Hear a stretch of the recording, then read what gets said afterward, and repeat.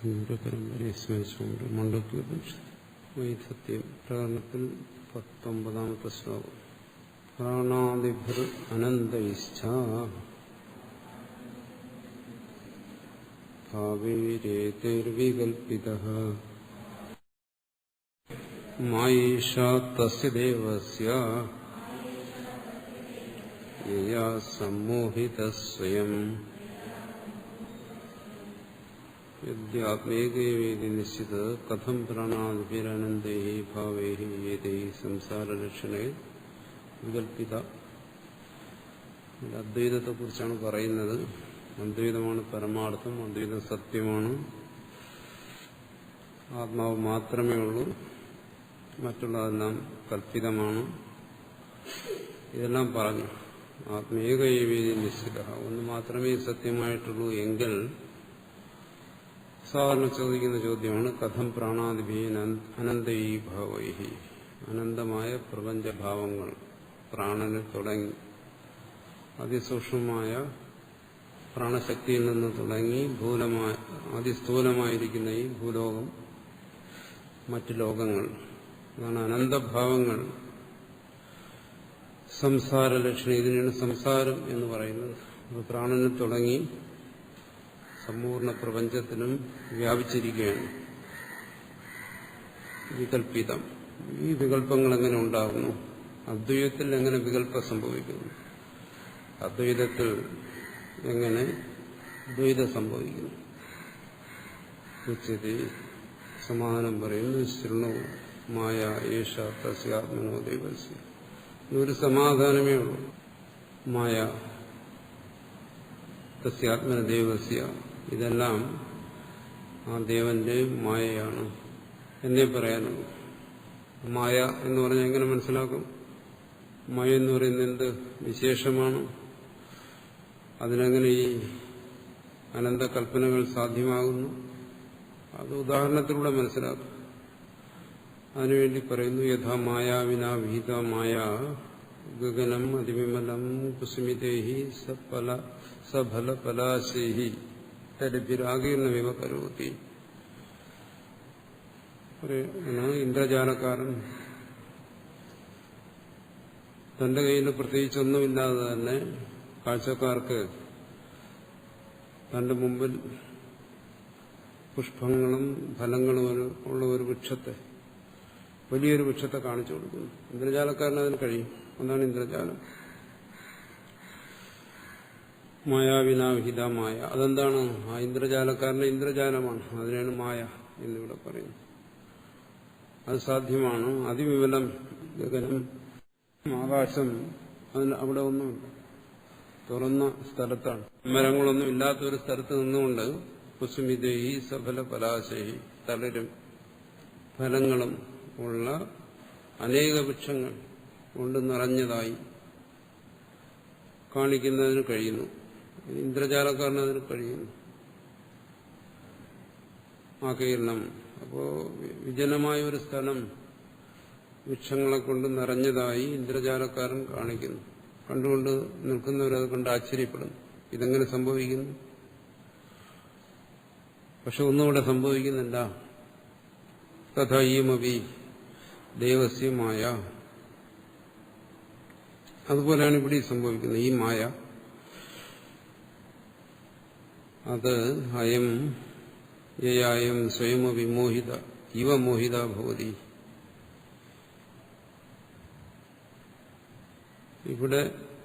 അവിടെ ഇന്ദ്രജാലക്കാരൻ തന്റെ ഇന്ദ്രജാലം കൊണ്ട് ഇന്ദ്രജാലം കാണുന്നവരെ മോഹിപ്പിക്കുകയാണ്. സ്വയം ഇന്ദ്രജാലക്കാരൻ ഇതിലൊന്നും മോഹിക്കുന്നില്ല. അയാൾക്ക് ഇതിന്റെ രഹസ്യമാണ്. അതുകൊണ്ട് അയാൾ മോഹിക്കാതെ തന്നെ നിൽക്കുന്നു. പക്ഷെ കാണുന്നവർ അതിശയിക്കുന്നു.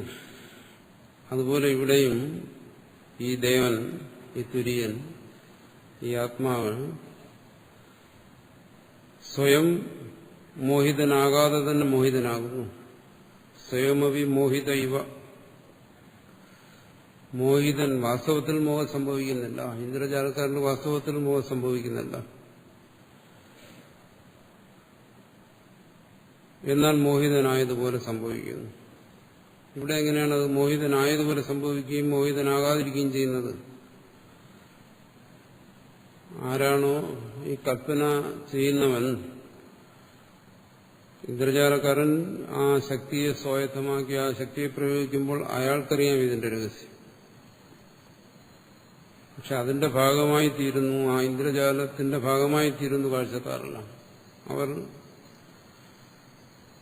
മോഹിച്ചു പോകുന്നു. അതുപോലെ ഈ ദേവൻ തന്റെ ഇന്ദ്രജാലം ആണ് ഈ കൽപ്പനയെല്ലാം. ഈ കൽപ്പന കൊണ്ട് സ്വയം മോഹിക്കാതെ തന്നെ മോഹിതനായിത്തീരുന്നു എന്ന് പറയുമ്പോൾ അതങ്ങനെ സംഭവിക്കും. മോഹിക്കാതെ മോഹിതനാകുക എന്ന് പറയുമ്പോൾ അവിടെ വൈരുദ്ധ്യമുള്ളതുപോലെ തോന്നുന്നു. വൈരുദ്ധ്യമില്ല, അത് തന്നെയാണ് സംഭവിക്കുന്നത്. അതാണ് മുമ്പ് പറഞ്ഞത് എന്താണ്? ജീവം കൽപ്പയതേ പൂർവം. ഈ ഇന്ദ്രജാലക്കാരൻ ആയിരിക്കുന്ന തുര്യൻ സ്വയം മോഹിതനാകാതെ തന്നെ തന്റെ ഇന്ദ്രജാലം കൊണ്ട് ഒരു ജീവനെ കൽപ്പിക്കുന്നു. ആ ജീവൻ ഈ മായയ്ക്ക് അധീനനായി പോകുന്നു. അവൻ മോഹിതനാകുന്നു. അതാണ് മോഹിതനാകാതെ മോഹിതനാകുന്നു എന്ന് പറയുന്നത്. അപ്പോൾ വാസ്തവത്തിൽ ഈ ഇന്ദ്രജാലത്തിന്റെ ഉടമസ്ഥൻ ഒരിക്കലും മോഹിതനാകുന്നില്ല, മോഹിതനാകാതെ തന്നെ നിൽക്കുന്നു. എന്നാൽ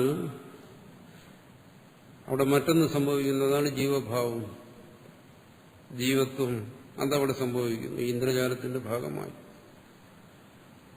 ആ ജീവഭാവത്തിൽ നിന്നുകൊണ്ട് മോഹിതനാകുന്നു. തന്റെ പരമാർത്ഥ സ്വരൂപത്തിൽ ഇതിനെല്ലാം അതീതനായി മോഹിതനാകാതെ തന്നെ നിൽക്കുന്നു. അടുത്ത പറയിത്യേഷ പരമാർത്ഥത. പരമാർത്ഥതയിൽ ഇവിടെ മോഹമില്ല. ലോകത്തിലും അങ്ങനെ തന്നെ ഇന്ദ്രജാലക്കാരൻ മോഹിതനാകുന്നില്ല, കാഴ്ചക്കാർ മോഹിതനാകുന്നു. അപ്പോൾ ആ കാഴ്ചക്കാരുടെ സ്ഥാനത്ത് വരുന്നു ഈ ജീവൻ. അതാ കൽപ്പനയുടെ ഭാഗമാണ്. അവന് മോഹം വരുന്നു. പിന്നെ ആ മോഹത്തിനെ അകറ്റാൻ വേണ്ടി ശ്രമിക്കുന്നു. അവൻ സ്വയം ധരിക്കുന്നു താൻ ബദ്ധനാണ് എന്ന് കരുതുന്നു. തന്റെ ബന്ധനത്തിൽ നിന്ന് മോചിക്കാൻ അവൻ ശ്രമിക്കുന്നു. അവൻ മുക്തനാകുന്നു. ഇതെല്ലാം ഈ മോഹിതനായ ജീവന്റെ ഭാവങ്ങളാണ്. പരമാർത്ഥത്തിൽ അവൻ മോഹിതനാകാതെ തന്നെ ഇരിക്കുന്നു. അതാണ് സ്വയം അഭി എന്ന് പറഞ്ഞത്. ഈ ഇന്ദ്രജാലത്തെ ഈ ദേവൻ സ്വയം തന്നെ ഉണ്ടാക്കിയാണ്. പക്ഷെ ഉണ്ടാക്കി ആ ജീവഭാവത്തിലേക്ക് വന്ന് ജീവഭാവത്തിൽ നിന്ന് മോഹിക്കുമ്പോൾ അതിനാണ് സ്വരൂപ വിസ്മൃതി എന്നെല്ലാം സംഭവിക്കുന്നത്. ജീവന്റെ ഏതാണ് സ്വരൂപ വിസ്മൃതി? സ്വരൂപത്തിൻ്റെതല്ല. അത് ബോധ്യപ്പെടുമ്പോൾ ഈ മായാമോഹങ്ങളെല്ലാം ജീവനിലാണ്, തന്റെ സ്വരൂപത്തിലില്ല എന്ന് ബോധ്യപ്പെടുന്നതാണ് സത്യബോധം. അതാണ്. അത് ബോധ്യപ്പെടാതെ ചെയ്യുന്ന എല്ലാ സാധനങ്ങളും എല്ലാ അഭ്യാസങ്ങളും ജീവന്റെ അത് അന്തമില്ലാതെ പോയിക്കൊണ്ടേയിരിക്കും. അതിനൊരിക്കലും അവസാനം വരത്തില്ല. കാരണം അത് മായയ്ക്കകത്ത് കിടക്കുന്ന സംഭവങ്ങളാണ്. മായയ്ക്കകത്ത് നിന്നുകൊണ്ട് മായയിൽ നിന്ന് മോചിതനാകാതെ മായയിൽ നിന്ന് സ്വതന്ത്രമാകാനുള്ള ശ്രമങ്ങളൊന്നും ഒരിക്കലും അവസാനിക്കത്തില്ല.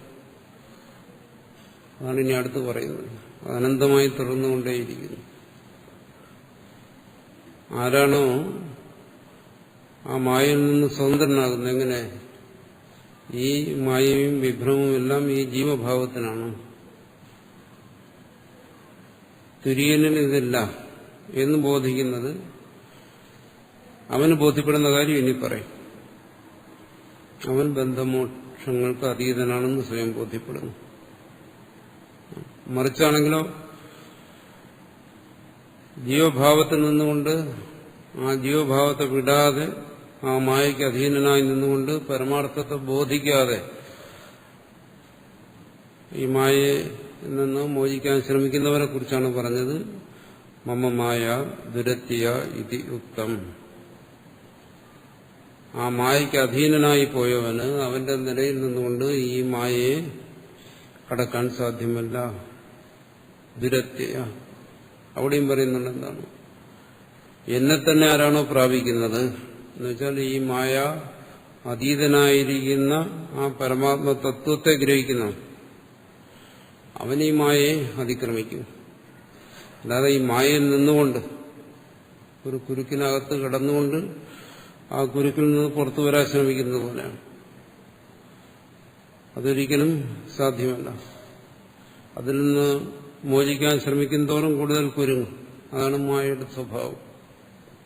അതുകൊണ്ട് ഈ രണ്ട് ഭാവത്തെ ഈ ശ്ലോകത്തിൽ കാണിക്കുകയാണ്. ഒന്നൊരുവൻ ആരാണ് ഈ മായയിൽപ്പെട്ടിരിക്കുന്നത്, ആരാണ് ഈ മായയിൽ നിന്ന് മോചനത്തിന് ശ്രമിക്കുന്നത്, അത് വ്യക്തമായി ധരിക്കുന്ന ഒരു ഭാഗം. അത് ധരിക്കാതെ ഈ മായയിൽ നിന്നുള്ള മോചനത്തിന് വേണ്ടി ശ്രമിക്കുന്ന വേറൊരു ഭാഗം. അപ്പൊ ഇത് രണ്ടും തമ്മിലുള്ള അന്തരം വളരെ സൂക്ഷ്മവും വളരെ തുച്ഛവും നിസ്സാരവുമാണ്.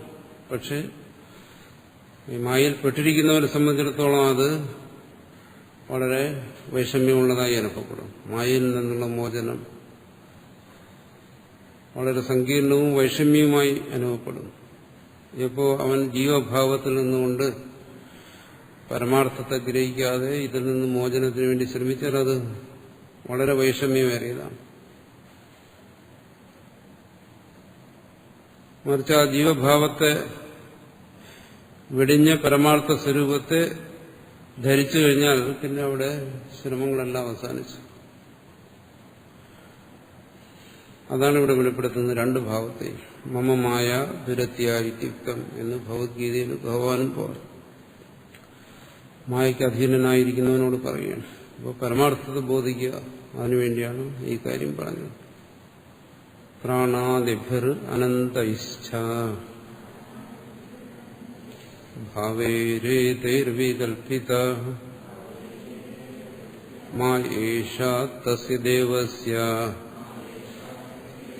യയാ സമ്മോഹിത സ്വയം പ്രാണ ഇതി പ്രാണവിദോ ഭൂതാനീതി ച തദ്വിദ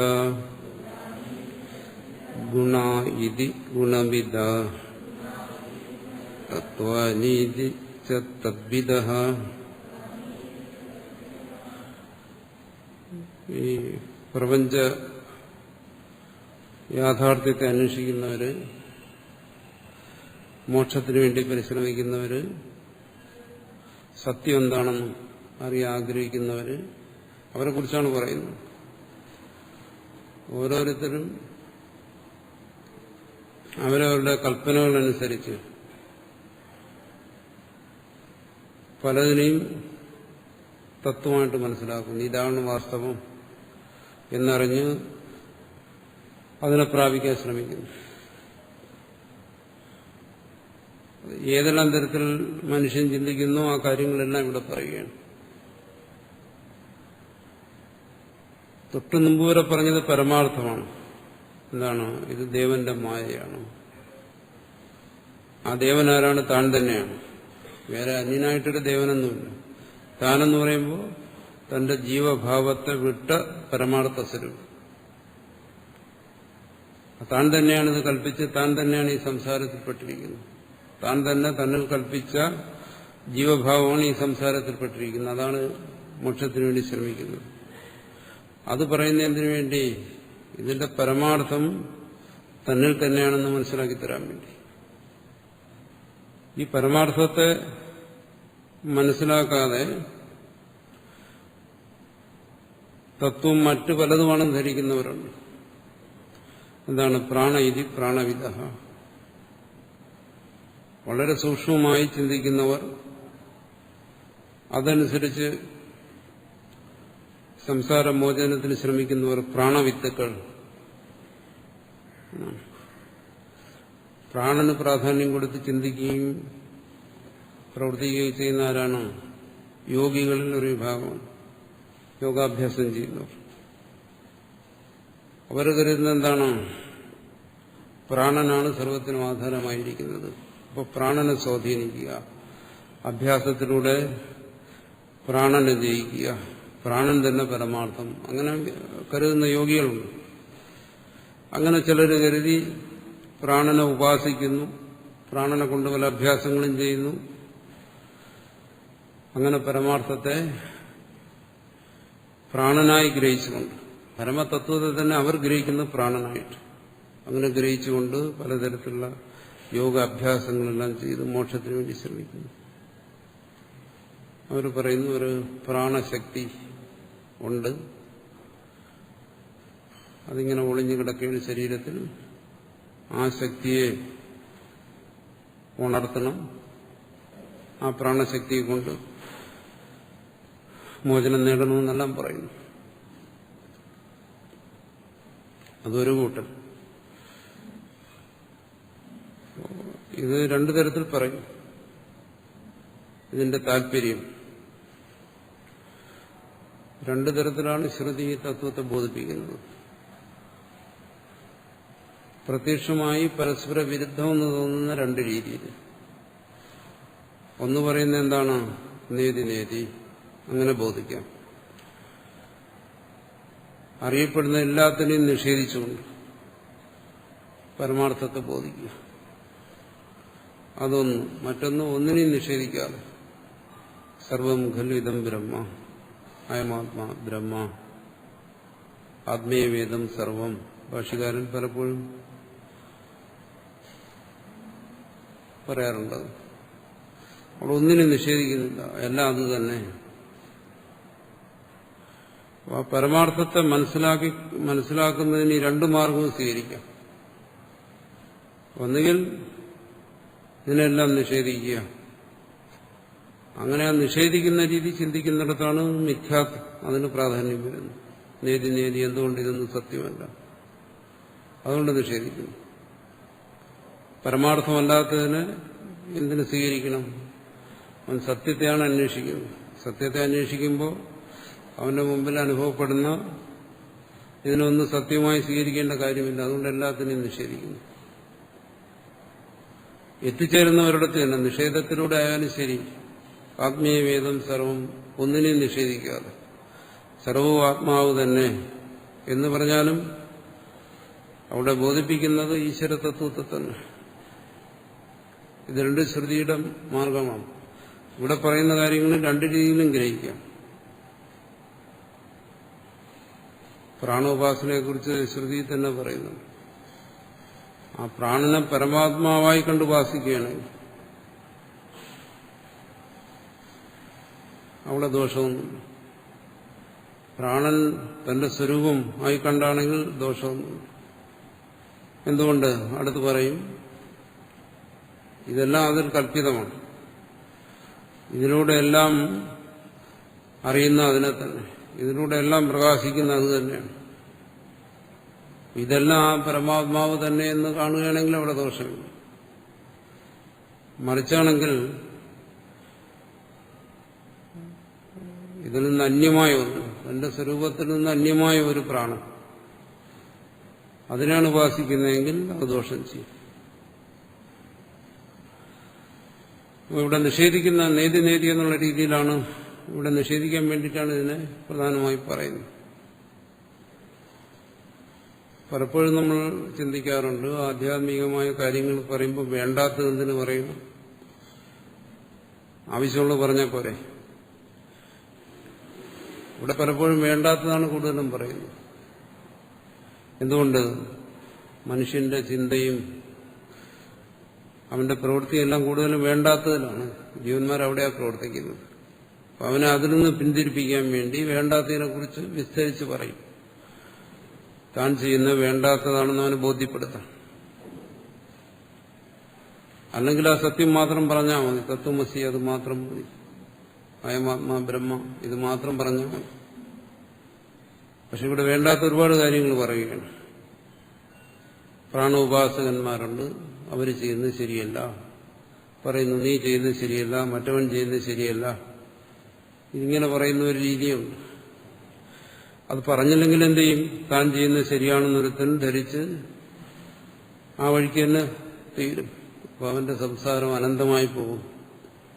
സത്യത്തെ ബോധിക്കാതെ പറഞ്ഞല്ലോ ജീവഭാവത്തിൽ ഇരുന്നു കൊണ്ടാണ് ഇതെല്ലാം ചെയ്യുന്നത്. അവിടെ ഇരുന്ന് ചെയ്യുന്ന ഈ സാധനങ്ങൾക്ക് അവസാനമില്ല. അനന്തമായ സംസാരത്തിൽ അവനൊരിക്കലും സത്യത്തെ സാക്ഷാത്കരിക്കാൻ കഴിയത്തില്ല. അതുകൊണ്ട് പറയുകയാണ് ഈ പ്രാണോപാസകന്മാരുടെ ഈ പ്രാണൻ എന്നുള്ള ഈ പോക്ക് അത് ശരിയല്ല. ഭൂതാനീതിച്ച തദ്വിധ, ഭൂതങ്ങളെ ഉപാസിക്കുന്നവരുണ്ട്, അല്ലെങ്കിൽ പഞ്ചഭൂതങ്ങളെക്കുറിച്ച് ചിന്തിക്കുന്ന അങ്ങനെയൊക്കെയുള്ള പല ചിന്തകന്മാരും പണ്ടുമുണ്ടായിരുന്നു, ഇന്നുമുണ്ട്. അതാണ് പരമാർത്ഥം എന്ന് കരുതി ഉപാസിക്കുന്നവർ. പ്രാണോപാസന എന്ന് പറയുമ്പോൾ ഹിരണ്യഗർഭ ഉപാസന വരെയുള്ള എല്ലാം വരും. അതും യോഗികളിൽ ചിലരാണ്. ഭൂത ഉപാസനകളും അങ്ങനെയാണ്. തന്മാത്ര ധ്യാനം വരെ യോഗത്തിലും മറ്റും പറയുന്ന എല്ലാം ഭൂത ഉപാസനകളാണ്. അതിനെ തന്നെ ചാർവാകന്മാരും മറ്റും വേറെ തരത്തിൽ ഉപാസിക്കുന്നു. അവർ പറയുന്ന ഈ ഭൂതങ്ങൾക്കപ്പുറം ഒന്നുമില്ല, ഈ കാണുന്നതേ ഉള്ളൂ. ഇവിടെ ജീവിക്കുക, ഇതൊക്കെ അനുഭവിക്കുക, ഇതിനപ്പുറം ഒന്നും ചെയ്യാനില്ല, ഇത് തന്നെ മോക്ഷം. വിഷയാനുഭവങ്ങൾ തന്നെയാണ് മോക്ഷം. എന്തുകൊണ്ട് അവർ പറയുന്നു? വിഷയങ്ങളെ അനുഭവിക്കുമ്പോൾ സുഖം കിട്ടുന്നുണ്ടെങ്കിൽ അത് മോക്ഷം, ദുഃഖമാണെങ്കിൽ അത് ബന്ധനം. അപ്പോൾ ആ ബന്ധനമാകുന്ന ദുഃഖത്തെ കളഞ്ഞിട്ട് സുഖത്തെ അനുഭവിച്ചുകൊണ്ട് ജീവിക്കുക. അതിനുവേണ്ടി എന്തും ചെയ്യാം, എന്ത് ചെയ്തായാലും സുഖിക്കുക. ഭൂതോപാസകന്മാർ അങ്ങനെ പറയുന്നു. ഗുണായിതി ഗുണവിധ, ഗുണമാണ് പരമാർത്ഥം. സത്വരജസ്തമോ ഗുണങ്ങളെന്നോ അല്ലെങ്കിൽ മറ്റേതെങ്കിലും ഗുണങ്ങളെന്നോ സാഖ്യന്മാർ പറയുന്നത് പോലെയോ മറ്റേതെങ്കിലും തരത്തിലോ ഗുണങ്ങളെ ഉപാസിക്കുക. സാധാരണ ലൗകിക മനുഷ്യരും പറയും എന്താണ്, സദ്ഗുണങ്ങളൊക്കെ ആർജിച്ചാൽ മതി, സദ്ഗുണങ്ങളോടുകൂടി ജീവിച്ചാൽ മതി, അത് ആണ് പരമാർത്ഥം. അങ്ങനെയും കരുതുന്നവരുണ്ട്.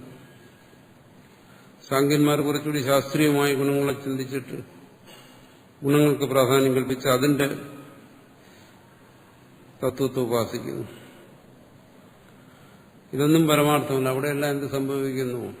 സ്വരൂപ വിസ്മൃതി സംഭവിക്കുന്നു. തന്നിലാണ് പരമാർത്ഥം എന്നുള്ള മറക്കുന്നു. അങ്ങനെ മറന്നു വരുന്ന ബാക്കിയുള്ള കാര്യങ്ങൾ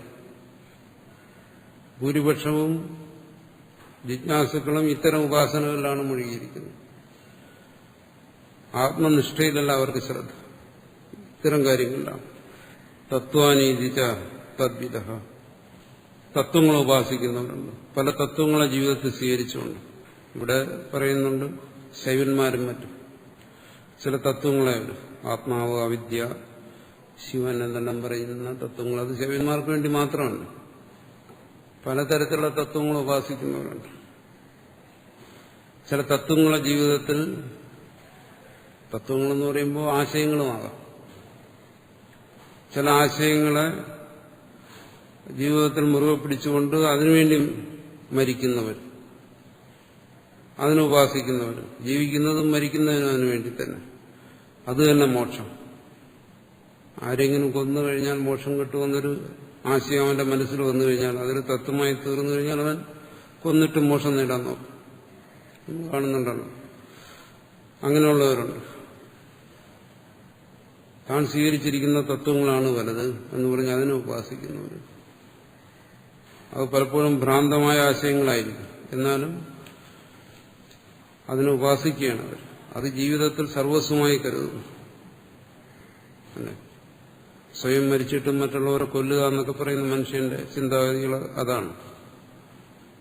കാരണം ആശയത്തെ പരവുമായി കാണുന്നു, അത് പരവുമായ തത്വമായി കാണുന്നു, അതിനവർ ഉപാസിക്കുന്നു. അങ്ങനെ ഒരു കൂട്ടർ അവരും തന്നെ അറിയുന്നില്ല, തന്റെ സ്വരൂപത്തെ അറിയുന്നില്ല. ഇന്നീ ലോകത്ത് നടക്കുന്ന പല കാര്യങ്ങളും ഇതിനോടൊക്കെ ബന്ധപ്പെട്ട കാര്യങ്ങളാണ്. പാദായിരി പാദവിധ, അങ്ങനെ ചിലർ. പാദങ്ങളെന്ന് പറയുന്നത് എന്താണ് ഇവിടെ ചർച്ച ചെയ്യുന്നത്? ജാഗ്രത, സ്വപ്ന, സുഷുപ്തി. ചിലർ പറയുന്നത് എന്താണ്? ഇത് തന്നെ ഇത് തന്നെ പരമാർത്ഥം. ഈ കാണുന്നത് ഈ അനുഭവിക്കുന്നതും തന്നെ പരമാർത്ഥം. ഇതിനപ്പുറം ഒരു പരമാർത്ഥമില്ല. അപ്പൊ ഇത് കണ്ടും കേട്ടും അനുഭവിച്ചു തന്നെ ജീവിക്കുക. പാദവിത്തുകൾ, ഈ പാദങ്ങൾ ഉപാസിക്കുന്നവർ, ഉറക്കത്ത് ഉപാസിക്കുന്നവരുമുണ്ട്. ഉറക്കമാണ് പരമാർത്ഥം, അതിനപ്പുറം മറ്റൊന്നുമില്ല, അങ്ങനെ കരുതുന്നവരുണ്ട്. സ്വപ്നജീവികളെന്ന് നമ്മൾ പറയാറില്ലേ, ജാഗ്രതയുടെ സ്വപ്നങ്ങളിലും മുഴുകിയിരിക്കുന്നവരുണ്ട്. അപ്പൊ ജാഗ്രത സ്വപ്ന സുഷുപ്തികളിൽ തന്നെ അതിനപ്പുറം ഒന്നും ചിന്തിക്കുന്നത്, അത് കണ്ടും കേട്ടും അനുഭവിച്ച് അതിന് അതായി ജീവിക്കുന്നവര്. വിഷയായിതി തദ്വിധ, വിഷയങ്ങൾ ഉപാസിക്കുന്നവരുണ്ട്. ഓരോരുത്തർക്കും ഓരോ വിഷയങ്ങളായിരിക്കും. ലോകം മുഴുവൻ വിഷയ ഉപാസകരാണ്. ബാഹ്യമായി കാണുന്ന ഓരോരോ വിഷയങ്ങളിൽ മനസ്സ് മുഴുകി അവരവരുടെ വാസനയ്ക്കനുസരിച്ച് ആ വിഷയങ്ങളെ ഉപാസിച്ച് തന്നെ ജീവിക്കുന്ന മനുഷ്യൻ ആത്മാവിനെ വിസ്മരിച്ചുകൊണ്ട്. നമ്മുടെ ചുറ്റും മനുഷ്യൻ ഏതേതെല്ലാം തരത്തിലുള്ള വിഷയങ്ങളെ സ്വീകരിച്ചാണ് ജീവിക്കുന്നത്.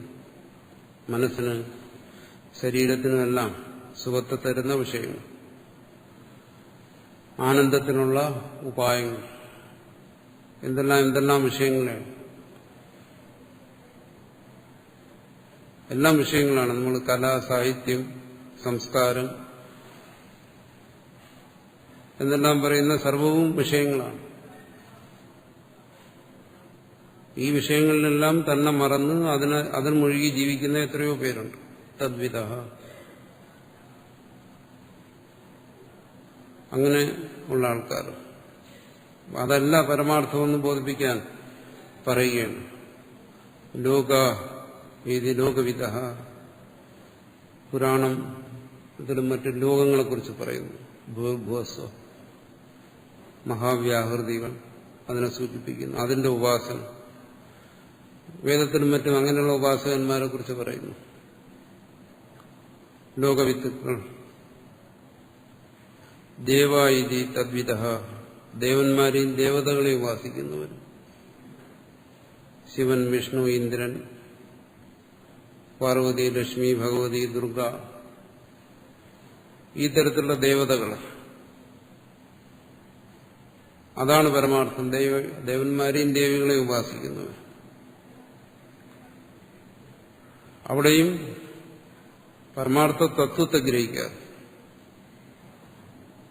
അങ്ങനെ പരമതത്വത്തെ ഗ്രഹിക്കാതെയുള്ള ഉപാസനകളെ പറയുകയാണ്. ദ്വൈതബോധത്തിൽ നിന്നുകൊണ്ടുള്ള ഉപാസനകളെ കുറിച്ച് പറയുകയാണ്. മനുഷ്യന്റെ മനസ്സ് ഇതിലൊക്കെയാണ് നിൽക്കുന്നത്. പൊതുവെ സത്യത്തെ തിരയുന്ന ഒരു ബോധത്തിൽ പോലും ഇതിലൊക്കെയാണ് നിൽക്കുന്നത്. ഈ കാൽപ്പനികങ്ങളായ രൂപങ്ങളിലും മറ്റുമാണ് അവരുടെ ശ്രദ്ധ, പരമാർത്ഥത്തിലല്ല. അതുകൊണ്ടാണ് ദേവന്മാരെ കുറിച്ചൊക്കെ പറയുന്നത്. ദേവനെന്ന് പറഞ്ഞാൽ എന്താണ്? നമ്മുടെ മനസ്സിലെ ചില ചിത്രങ്ങളാണ്. ആരുടെയെങ്കിലും മനസ്സിൽ വരുന്ന ചിത്രങ്ങളാണ്. ആ ചിത്രങ്ങളാണ് പരമാർത്ഥമെന്ന് കരുതി അതിനെ ഉപാസിക്കുന്നവർ. ഇതൊന്നും പരമാർത്ഥമല്ല എന്ന് പറയുകയാണ്. വേദായിതി വേദവിദ, ചിലർ വേദപാഠികൾ. അവരെ സംബന്ധിച്ച് പരമാർത്ഥം വേദമാണ്. അവർ നിരന്തരം വേദപാഠത്തിൽ മുഴുകിയിരിക്കുന്നു. അതും കാണുന്നുണ്ട് അനേകം പേർ. യജ്ഞായിതിച്ച തദ്വിധ, യജ്ഞങ്ങളെ ഉപാസിക്കുന്നു. നിരന്തരം അഗ്നിഹോത്രാദി യജ്ഞങ്ങൾ, ഹോമങ്ങൾ, യാഗങ്ങൾ, ഇതിലെല്ലാം ഇങ്ങനെ മുഴുകിയിരിക്കുന്നു ഒരു കൂട്ടർ. പരമാർത്ഥത്തെ വിസ്മരിച്ച് ഇതിലെല്ലാം മുഴുകുമ്പോൾ എന്ത് സംഭവിക്കുന്നു? ആത്മവിസ്മൃതി സംഭവിക്കുന്നു. ഇതിലൂടെയൊന്നും ഒരിക്കലും മോചനം സാധ്യമല്ല. എന്നാലും ഇതിലവർ നിർവൃതിയെ കാണുന്നു. ഈ ഉപാസനകൾ ഭോക്തായിതിച്ച ഭോക്തൃവിധ, ഒരുവൻ തന്നെക്കുറിച്ച് ചിന്തിച്ചാൽ തന്നെ പരമാവധി തന്റെ ആ ഭോക്തൃഭാവത്തിലെത്തിച്ചേരും. ചിലർ ഇതുവരെ പറഞ്ഞെല്ലാം ബഹിർമുഖമായ ഉപാസനകളെ കുറിച്ചാണ്. ഇവിടെ പറയുന്നു അന്തർമുഖമായ ഒരു ഉപാസന തന്നെ ആയിക്കൊള്ളട്ടെ. അങ്ങനെ ഉപാസിച്ചാലും ഭോക്തൃതലത്തിലേ എത്തത്തുള്ളൂ. സാഖ്യന്മാരിലും മറ്റും ഒരു വിഭാഗം അങ്ങനെയാണ്. കാണുന്നവൻ, കേൾക്കുന്നവൻ, അറിയുന്നവൻ, അവനാണ് ഈ ഭോക്താവെന്ന് പറയുന്നത്. അതിജീവനാണ്. ജീവന്റെ ഒരു ഭാവമാണ് ഭോക്തൃത്വം, ഫലഭോക്തൃത്വം. എല്ലാം അനുഭവിച്ചുകൊണ്ടിരിക്കുന്നവൻ, സുഖിക്കുന്നവൻ, ദുഃഖിക്കുന്നവൻ. ആ ഒരു ഭാവത്തിലെത്തിയിട്ട് അതിനെ ഉപാസിക്കുന്നു. ഇതാണ് പരമാത്മതത്വം, ഇതാണ് പരമാർത്ഥം എന്ന് കരുതി. അപ്പോൾ ഭോക്താവിന് വേണ്ടി അവനെല്ലാം ചെയ്യുന്നു, ഭോക്താവിനെ നിലനിർത്താൻ ശ്രമിക്കുന്നു. സാധാരണ സാധകന്മാരെല്ലാം ഈ ഭോക്തൃപാസകന്മാരാണ്. അവരതുവരെ എത്തത്തുള്ളൂ. ഭോക്തൃപാസകരാണ്. താൻ ചെയ്യുന്നതൊക്കെ ആർക്കു വേണ്ടി? എനിക്ക് വേണ്ടി. താനാരാണ്? താൻ ചെയ്യുന്നതിന്റെ ഫലത്തെ അനുഭവിക്കുന്ന എന്ന് പറഞ്ഞ് എന്ത് ചെയ്താലും അത് ഭോക്തൃപാസനയായി. ആരുടെ മോക്ഷം? എന്റെ മോക്ഷം. എന്റെ മോക്ഷം എന്ന് പറയുന്നത് ഞാനാര്? എന്റെ എല്ലാ പ്രവൃത്തിയുടെയും ഫലത്തെ അനുഭവിക്കുന്നു. ഈ തരത്തിൽ തന്നെ കുറിച്ച് ധരിച്ചിട്ട്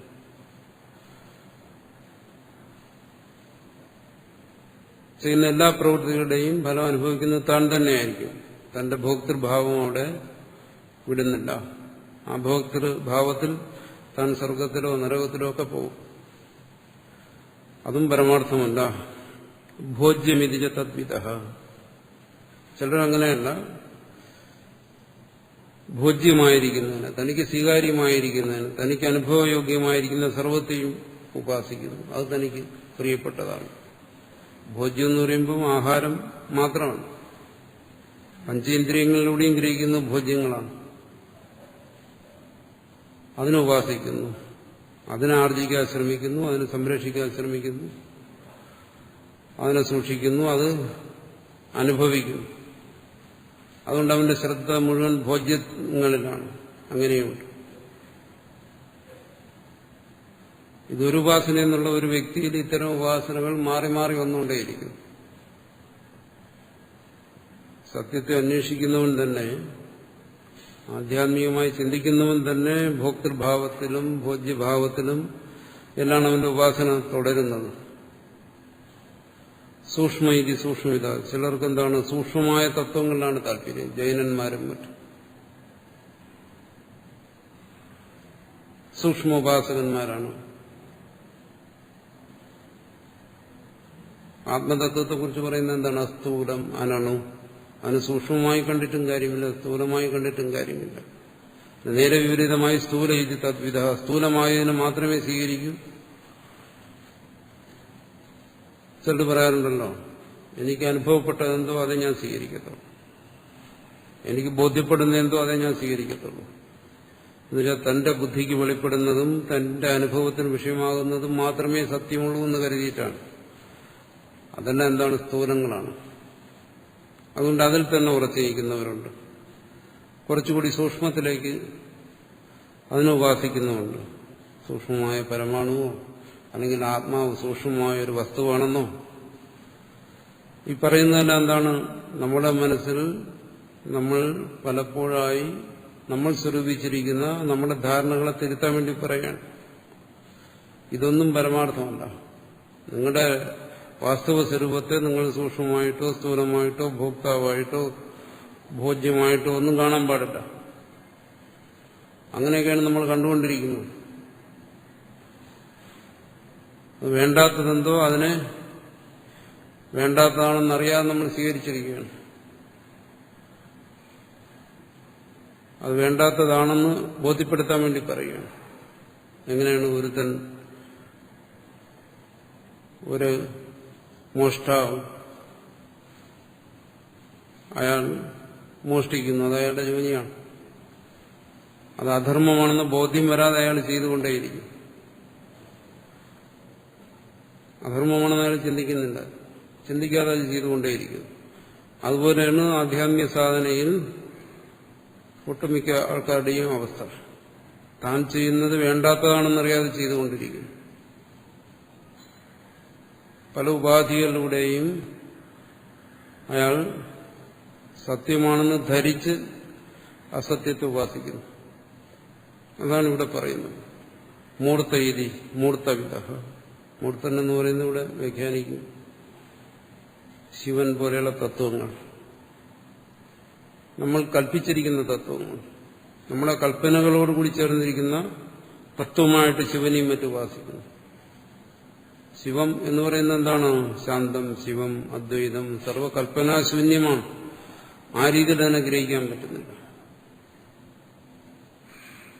കൃത്രിമമായ മനസ്സിന്റെ കൽപ്പനകളിലൂടെ ഒന്നിനെ സൃഷ്ടിച്ചിട്ട് അതാണ് ശിവം എന്ന് കരുതുന്നു. അത് രക്ഷിക്കത്തില്ല. അമൂർത്ത ഇതി തദ്വിധ, ശൂന്യത്തെ, സർവമൂർത്തമായ കൽപ്പനകളെയും വിട്ടിട്ട് ശൂന്യമാണെന്ന് കരുതുന്നു. തന്റെ സ്വരൂപം എന്ന് പറയുമ്പോൾ അത് ശൂന്യമല്ല. അതുകൊണ്ട് അമൂർത്തം എന്നുള്ള രീതിയിലുള്ള ഉപാസന അതും ശരിയല്ല. കാല ഇതിജ കാലവിധ, ചിലർ കാലത്തെ ആശ്രയിക്കുന്നു. എല്ലാം കാലം കൊണ്ട് സംഭവിക്കും, കാലത്തിനു വേണ്ടി പ്രതീക്ഷിച്ചിരിക്കുന്നു. ഒരാൾ ആത്മവിചാരം ചെയ്യുന്നു, അല്ലെങ്കിൽ മറ്റെന്തെങ്കിലും സാധനങ്ങൾ ചെയ്യുന്നു, പറയും എന്താണ് ഫലം ഉണ്ടാകുന്നില്ല, അത് കാലം കൊണ്ട് ശരിയാകുമെന്ന് പറയും. ഇത് ഏതൊരു കാലത്തെ ആശ്രയിച്ച് കാലത്തിൽ ശരിയാകേണ്ടതാണെന്നുള്ള ഒരു പ്രതീക്ഷയിലിരിക്കുന്നു. കാലത്തെ ഉപാസിക്കുകയാണ്. ഇവിടെ പറയുന്നത് എന്താണ്? ത്രികാലാതീതമാണ്.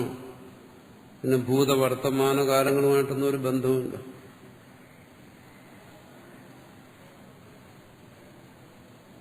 കാലങ്ങളോട് ബന്ധപ്പെടുത്തി നമ്മൾ ഈ തത്വത്തെ ബോധ്യപ്പെടുത്താൻ ശ്രമിച്ചാൽ അത് കാല ഉപാസകനായിരിക്കും, കാലത്തിന്റെ ഉപാസനയായിരിക്കും.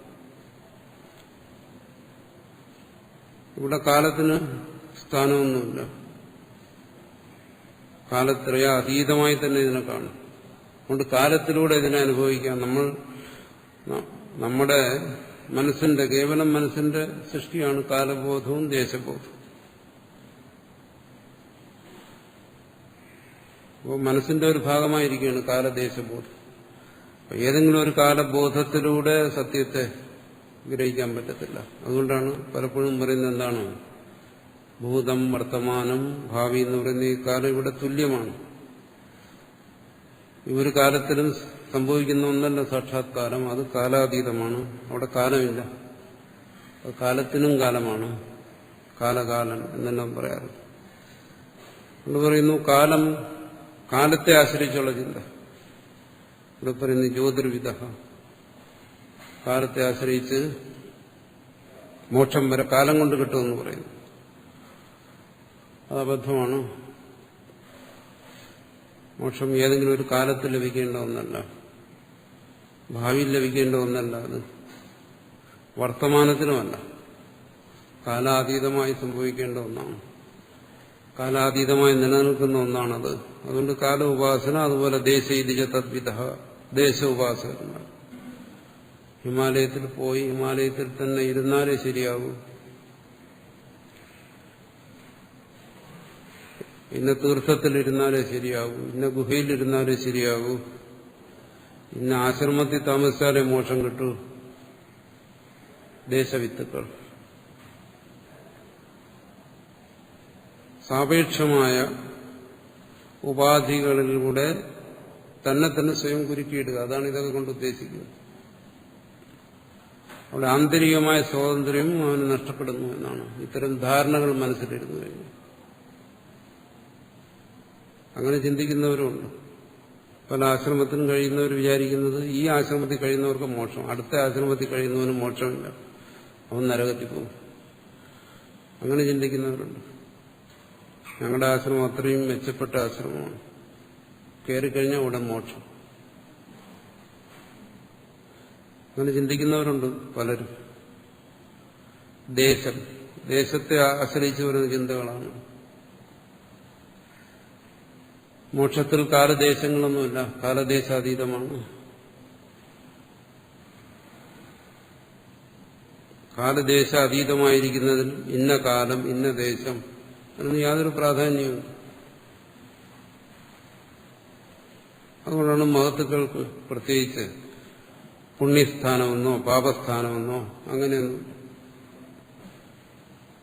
അവർ ചെല്ലുന്നിടം തന്നെ പുണ്യം, തീർത്ഥം. അല്ലാതെ അവർക്ക് തീർത്ഥാടനത്തിന്റെ ആവശ്യമില്ല. ഒരു തീർത്ഥത്തിൽ പ്രത്യേകിച്ച് പോകേണ്ട കാര്യമില്ല. എന്തുകൊണ്ട്? തീർത്ഥി കുറുവന്തി തീർത്ഥാനി എന്ന് പറയാൻ കേട്ടിട്ടില്ലേ? അവർ ചെല്ലുന്നിടം തന്നെ തീർത്ഥമായി തീരുന്നു. അപ്പോൾ പ്രത്യേകിച്ചൊരു ഒന്നില്ല. എന്നാലും ദേശത്ത് ഉപാസിക്കുന്നവരുണ്ട്. കാശിയും മരണാത് മോക്ഷ, അങ്ങനെ ഒരു വിശ്വാസമുണ്ട്. കാശിയിൽ മരിച്ചു കഴിഞ്ഞാൽ മോക്ഷം. അതുകൊണ്ട് പലരും കാശിയിൽ പോയി മരിക്കും. വിശ്വാസം നല്ലതാണ്.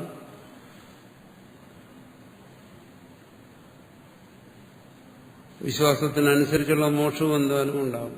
ചിലരങ്ങനെയല്ല, മരിച്ചതിന് ശേഷം ആ ശവം കൊണ്ട് കാശി ഇടണമെന്ന് പറയും, ശവത്തിന് മോക്ഷം കിട്ടാൻ വേണ്ടി. അങ്ങനെ പറയുന്നവരുണ്ട്. ജീവിച്ചിരിക്കുക എന്തായാലും എനിക്ക് മോക്ഷം കിട്ടില്ല എന്ന് ഉറപ്പാണ്. അതുകൊണ്ട് മരിച്ചു കഴിഞ്ഞാൽ ശവമെങ്കിലും മോക്ഷം നേടിക്കോട്ടെ. ദേശ ഉപാസകന്മാര് ഇത് വിശ്വാസത്തിന്റെ കാര്യങ്ങളല്ല പറയുന്നത്. വിശ്വാസം ഏതായാലും നല്ലതാണ്. ഇത് ഉപാസകന്മാരെ കുറിച്ച് പറയുകയാണ്. പരമാർത്ഥത്തെ വിസ്മരിച്ചുകൊണ്ട് ചെയ്യുന്ന ഉപാസനകളെ കുറിച്ച്. വാദ ഇതി വാദ, പലതരത്തിലുള്ള വാദങ്ങളുണ്ട്. മന്ത്രവാദം, ധാതുവാദം. ഇതാണ് പരമാർത്ഥം എന്ന് കരുതി അത്തരം വാദങ്ങളിൽ മുഴുകിയിരിക്കുന്നവര് മന്ത്രോപാസനകളൊക്കെ ചെയ്ത് അതുകൊണ്ട് സിദ്ധികളുണ്ടാക്കി അങ്ങനെയുള്ള പലതരത്തിലുള്ള വാദസമ്പ്രദായങ്ങൾ അതിനുപാസിക്കുന്നവര്. ഭുവനാനീതിച്ച തദ്വിധ, പൗരാണികന്മാരുണ്ട്. 14 ലോകങ്ങളെക്കുറിച്ചും മറ്റും പറയുന്നു.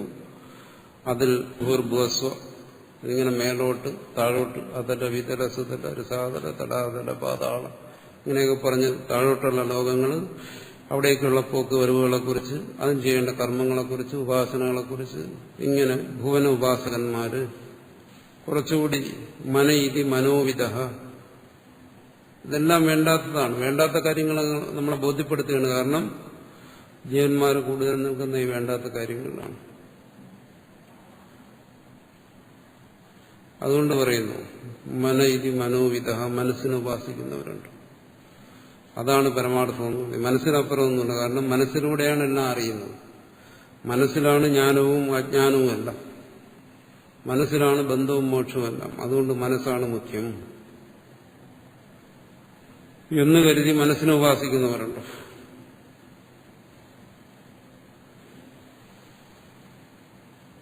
ഇതെല്ലാം ഇവിടെ സർവത്ര തന്നിൽ നിന്ന് അന്യമാക്കിയാണ് എല്ലാത്തിനെയും ഉപാസിക്കുന്നത്. അവസാനം ഇതൊക്കെ പറയുമ്പോ പറയുന്നതാണ്, ഇതിനെല്ലാം താനായി തന്നെ കണ്ടുകഴിഞ്ഞാൽ അതാണ് ഏറ്റവും ശ്രേഷ്ഠമായ ഉപാസന. ഈ പറഞ്ഞ ഒന്നും നിഷേധിക്കേണ്ട കാര്യം. ആത്മീയവേദം സർവം എന്നുള്ള രീതിയിൽ ഇതിനെല്ലാം താനായി കാണും, ഈ പറഞ്ഞ സർവത്തെയും.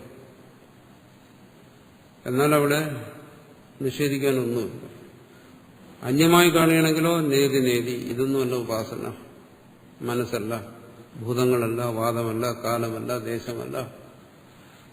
രണ്ടു തരത്തിലും ഇതിനെ മനസ്സിലാക്കാം. ബുദ്ധിരിതിച്ച തദ്വിധ, ബുദ്ധിയാണെന്ന് പറഞ്ഞ് അതിന് ഉപാസിക്കുന്നു. സാഖ്യന്മാരിലും മറ്റും വിഭാഗക്കാരുണ്ട്, ചാർവാകന്മാരുണ്ട്, ബുദ്ധി ഉപാസിക്കുന്നവരും. ബുദ്ധിയുള്ളവനാണ് ഇവിടെ എല്ലാം നേടുന്നത്, ബുദ്ധിയുള്ളവനാണ് ജയിക്കുന്നത്, ബുദ്ധിയുള്ളവനാണ് ഈ ലോകത്തെ കീഴടങ്ങുന്നത്. ലോകത്തിൽ യശസ്സും ധനവും സ്ഥാനവും എല്ലാം ബുദ്ധിയുള്ളവന്റെ കയ്യിലായിരിക്കുന്നത്. അതുകൊണ്ട് ബുദ്ധി ഉപാസിക്കുക, ബുദ്ധിമാനായിത്തീരുക. ചിത്തമിതിയ ചിത്തവിത, ചാർവാകന്മാരും മറ്റുമാണ്. കാരണം ഉപാസനയ്ക്കൊക്കെ നമ്മൾ എന്തിനെ ആശ്രയിക്കുന്നത്? നമ്മുടെ സ്മരണയാണ്. ഗുരു പറയുന്നു മന്ത്രം, ഉപാസിക്കുമ്പോൾ എന്ത് ചെയ്യുന്നു? മന്ത്രത്തെ സ്മരിക്കുന്നു. അപ്പോൾ സ്മരണയ്ക്കാണ് പ്രാധാന്യം. അതിനാണ് ചിത്തമെന്ന് പറയുന്നത്. അതുകൊണ്ട് ചിന്തിച്ച് അവൻ മനസ്സിലാക്കുന്നു, സ്മരണയാണ് സർവ്വ സാധനങ്ങളെയും മുമ്പോട്ട് നയിക്കുന്നത്. സത്സംഗം ശ്രവിക്കുന്നു. പിന്നീട് അതിനെ സ്മരിച്ചാൽ അതിൽ നിൽക്കാൻ പറ്റും. ശ്രവിക്കുന്നതിൽ കൂടുതൽ പ്രാധാന്യം സ്മരിക്കുന്നതിനാണ്. എന്നാലേ അതിന് തുടരാൻ പറ്റും. അപ്പോൾ ആ സ്മരണയ്ക്കാണ് പ്രാധാന്യം. ധർമാധർമ്മോച തദ്വിധ, ചിലർ പറയുന്നു അതെല്ലാം ധർമാധർമ്മങ്ങളാണ്.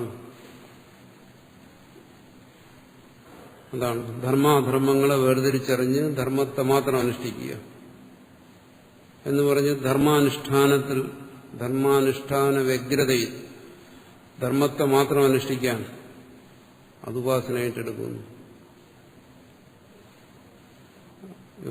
അതിനൊക്കെ നിഷേധിക്കുന്ന എന്താ? ധർമ്മം അനുഷ്ഠിക്കുന്ന വേണ്ടെന്നാണോ? ധർമ്മം അനുഷ്ഠിക്കുന്ന വേണ്ടെന്നല്ല. ഇവിടെ ഈ പറയുന്ന ഒന്നും വേണ്ടെന്നല്ല പറയുന്നത്. പക്ഷെ അതൊന്നും പരമാർത്ഥമല്ല. ധർമ്മം ഏതാണെന്ന് തിരിച്ചറിയാൻ പലപ്പോഴും കഴിയാതെ വരും. കാലദേശങ്ങൾക്കനുസരിച്ച് ധർമ്മം മാറിപ്പോകുന്നു. അപ്പോൾ ധർമ്മോപാസകൻ എങ്ങനെ ധർമ്മത്തിൽ ഉറച്ചു നിൽക്കാൻ പറ്റും? ധർമ്മത്തെ തിരിച്ചറിയുക തന്നെ പ്രയാസം. സാമാന്യധർമ്മങ്ങളെ അറിയാൻ മനുഷ്യന്, പക്ഷെ വിശേഷധർമ്മങ്ങളെ അറിയാൻ പറ്റത്തില്ല. സാമാന്യധർമ്മം എന്ന് പറയുമ്പോൾ സത്യം, അഹിംസ, ഇതിനെ തത്വങ്ങളായി നമുക്ക് ഗ്രഹിക്കാം. ഇതൊക്കെ മനുഷ്യന്റെ സ്വീകരിക്കേണ്ട കാര്യങ്ങളാണ്. അസ്തേയം, അപരിഗ്രഹം, ഇതൊക്കെ ധർമ്മങ്ങളായി, സാമാന്യധർമ്മങ്ങളായി, തത്വങ്ങളായി ഗ്രഹിക്കാം. പക്ഷേ വിശേഷിച്ച് ഇത് സത്യമാണോ അസത്യമാണോ എന്ന് തിരിച്ചറിയാൻ കഴിയാതെ മനസ്സ് വിഷമിച്ചു. അപ്പോൾ ധർമ്മത്തിൽ ഒരാൾക്ക് ഉറച്ചു നിൽക്കാൻ പ്രയാസമാണ്. എന്തുകൊണ്ട്? കാലദേശങ്ങൾക്കനുസരിച്ച് എന്താണ് ധർമ്മം, എന്താണ് ധർമ്മമല്ലാത്തതെന്ന് വേർതിരിച്ചറിഞ്ഞ് ധർമ്മത്തെ ഉപാസിക്കാൻ പ്രയാസമാണ്.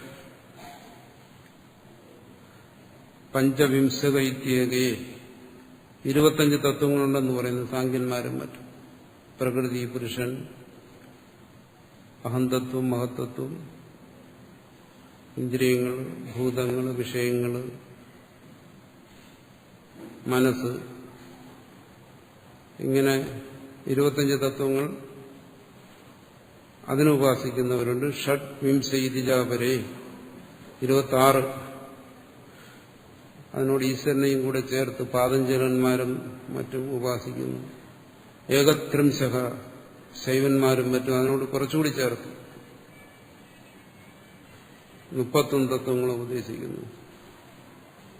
31, 41, 96 ഇങ്ങനെ പോകും. അങ്ങനെ ഉപാസിക്കുന്നവർ ഉണ്ട്.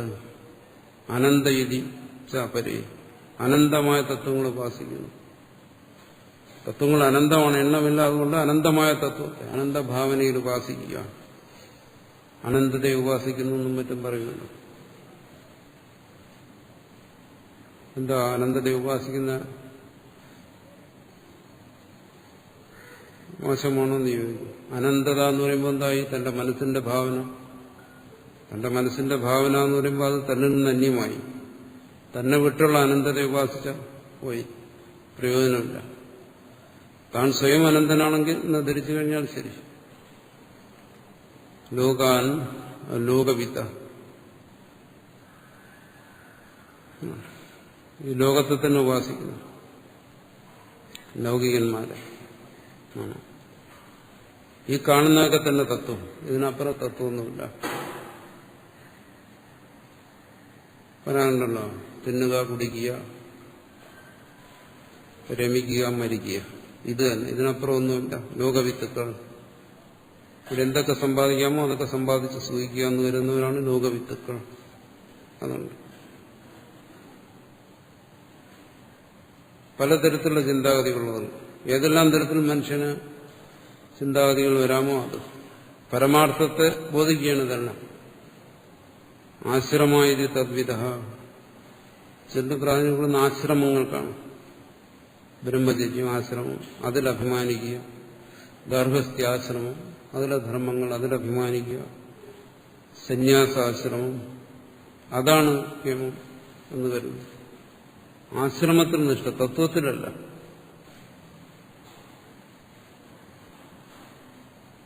ഇതൊക്കെ ഒരു ആശ്രമത്തിലെത്തിച്ചേരുന്ന എന്തോ ഒരു വലിയ മഹാകാര്യം സാധിച്ചതുപോലെയാണ്. അതിന്റെ പൂജ്യ അപൂജ്യതകളിൽ ഇന്ന ആശ്രമം ശ്രേഷ്ഠമാണ് അങ്ങനെ കരുതുക, മറ്റേ ആശ്രമം മോശമാണ് എന്ന് കരുതുക. ബ്രഹ്മചാരി വിചാരിക്കും ഞാൻ ഗൃഹസ്ഥനെക്കാളും ശ്രേഷ്ഠനാണ് അങ്ങനെ കരുതുക. ഗൃഹസ്ഥൻ വിചാരിക്കും ഞാൻ മറ്റുള്ളവരെക്കാളും ശ്രേഷ്ഠനാണ്. ആശ്രമത്തെ ഉപാസിക്കും. സന്യാസി വിചാരിക്കും തനിക്ക് മേളിൽ ഇനി ആരുമില്ല. അവിടെ ആശ്രമത്തിലാണ്, അത് പൂജ്യമാണ്, ശ്രേഷ്ഠമാണ് എന്ന് പറഞ്ഞ ആശ്രമത്തിന്റെ നിഷ്ഠകളിൽ ജീവിക്കുക. അവിടെയും എന്ത് ചെയ്യുന്നു? അതെല്ലാം ബാഹ്യമാണ്, കൃത്രിമമാണ്. എല്ലാം തന്റെ മനസ്സിൽ ഏച്ചു കെട്ടിയിരിക്കുന്ന കാര്യങ്ങളാണ്. തുര്യനിൽ ആശ്രമമുണ്ട്, ഒരാശ്രമവുമില്ല. എന്നാലും വ്യർത്ഥമായി ഇതിലൊക്കെ അഭിമാനിച്ചിട്ട് ഇതായത് തന്നെ മഹത്വം എന്ന് കരുതുന്നു. ഇത്രയായല്ലോ, ഇതാണ് മഹത്വം എന്ന് പറയുന്നു. എന്നിട്ട് അതിനെ ഉപാസിക്കുന്നു പലരും. അതായത് ആശ്രമങ്ങളെയാണ്, ആശ്രമങ്ങളിലുള്ള ധർമ്മങ്ങളെയാണ് ഉപാസിക്കുന്നത്. തന്റെ സ്വരൂപത്തെ അവിടെയും വിസ്മരിക്കുന്നു എന്നർത്ഥം. അങ്ങനെ കുറച്ച് ആൾക്കാർ സ്ത്രീപ്പം നമുസകം ലൈംഗ, ലൈംഗന്മാരെന്ന് പറയുന്നത് വൈയാകരണന്മാരും മറ്റും. ഭാഷയെ അവരുപാസിക്കുന്നു, ഭാഷയുടെ നിയമങ്ങൾ, അതിനാണ് ഇവിടെ പറയുന്നത് സ്ത്രീപ്പം നപുംസകം. അങ്ങനെ ഉപാസിക്കുന്നുണ്ട്. അങ്ങനെയുണ്ടല്ലോ ഭാഷയെ ഉപാസിക്കുന്നവരും. അവരും പരമാർത്ഥത്തെ വിസ്മരിക്കുന്നു. പര അപരം അധാപരേ, ഏകമായിരിക്കുന്ന ആ തത്വത്തെ പരമായും അപരമായും ഉപാസിക്കുന്നു. പരവും അപരവും എന്നുള്ള ഭാവത്തിൽ വരാൻ പാടില്ല, ഏകഭാവത്തിൽ വരണം. പക്ഷെ പരവും അപരവുമായി ഉപാസിക്കുന്നു. പരബ്രഹ്മ അപരബ്രഹ്മം എന്നെല്ലാം പറയുന്നുണ്ട്. സൃഷ്ടിരിതി സൃഷ്ടിവിദോ ലയവിധിച്ച തദ്വിധ സ്ഥിതിരിതിച്ച സ്ഥിതിവിധ. സൃഷ്ടിസ്ഥിതി ലയങ്ങൾ ഉപാസിക്കുന്നുണ്ട്. സൃഷ്ടി സ്ഥിതി ലയങ്ങൾ, സൃഷ്ടിസ്ഥിതിലയ കർത്താക്കൾ, അവരെയൊക്കെ ഉപാസിക്കുക. ഇങ്ങനെ പറഞ്ഞു കഴിഞ്ഞാൽ ഇതിന് അവസാനമില്ല. ഇവരെല്ലാം താൻ എന്തിനാണോ സ്വീകരിച്ചിരിക്കുന്നത് അതാണ് പരമാർത്ഥമെന്ന് കരുതി ഉപാസിക്കുന്നു. ഉപാസന എന്ന് പറയുമ്പോൾ അതാത് തരത്തിൽ അതിലുള്ള നിഷ്ഠ, അതിലുള്ള വിശ്വാസം, അതിലുള്ള ആചാരങ്ങൾ, അതിലുള്ള അറിവ് എല്ലാം വരും. അതിൽ തന്നെ ഇവരെല്ലാം ഉറച്ചിരിക്കുന്നു. ഇത് വേണ്ടാത്ത കാര്യങ്ങളാണ് ഇവിടെ പറഞ്ഞത്. ഇതുവരെ പറഞ്ഞതെല്ലാം ആവശ്യമുള്ള കാര്യങ്ങൾ. മനുഷ്യൻ ഇന്ന ഇന്ന തരത്തിലാണ് എന്നത് പറയുന്ന എന്തിനാണ്? അവനത് തിരിച്ചറിയാൻ വേണ്ടിയിട്ടാണ്. അപ്പൊ താൻ ചെയ്യുന്ന പ്രവൃത്തി ഇതിലൊക്കെ പെടുന്നതാണെങ്കിൽ ഇതിലൊന്നോ അല്ലെങ്കിൽ ഇത് കൂട്ടായിട്ടോ വരാം. ഇതല്ല പരമാർത്ഥം എന്ന് അവൻ സ്വയം ബോധിക്കണം. തന്നെ പരമാർത്ഥമായും ബോധിക്കുക, മറ്റുള്ളതൊന്നും പരമാർത്ഥമല്ല എന്ന് ബോധിക്കുക. അതിനു വേണ്ടിയിട്ടാണ് ഈ ഭാഗങ്ങളെല്ലാം ഭാഷ്യകാരൻ ചുരുക്കി വ്യാഖ്യാനിച്ചിരിക്കുകയാണ്. എങ്ങനെയാണ്? പ്രാണ പ്രാജ്ഞോ ബീജാത്മാ തത്കാര്യഭേദാഹി ഇതരേ സ്ഥിത്യന്താഹ. ഇവിടെ സ്ഥിതിരിതി സ്ഥിതിവിധ എന്ന് പറഞ്ഞല്ലോ. തുടങ്ങി എന്താണ്? പ്രാണ ഇതി പ്രാണവിധ. അപ്പോൾ പ്രാണപ്രാജ്ഞൻ ബീജാത്മാ എന്ന് പറഞ്ഞു. അഹിരണ്യഗർഭൻ, സർവത്തിനും ബീജമായിരിക്കുന്നവൻ. അവിടെ തുടങ്ങി തത്കാര്യഭേദാഹ ഇതരേ സ്ഥിത്യന്താഹ. സ്ഥിതി വരെ പറഞ്ഞത് എന്താണ്? ആ ബീജസ്വരൂപനായിരിക്കുന്ന അന്തര്യാമിയുടെ കാര്യങ്ങളാണ്. അതിന്റെ എല്ലാ ഉപാസനകൾ ആത്മനിഷ്ഠ കൂടാതെയുള്ള, അന്തർമുഖമല്ലാതെയുള്ള ഉപാസനകൾ. അന്യേച സർവേ ലൗകികാഃ സർവപ്രാണി പരികൽപ്പിത ഭേദ രജ്ജ്വാമിവ സർപ്പാദയഃ.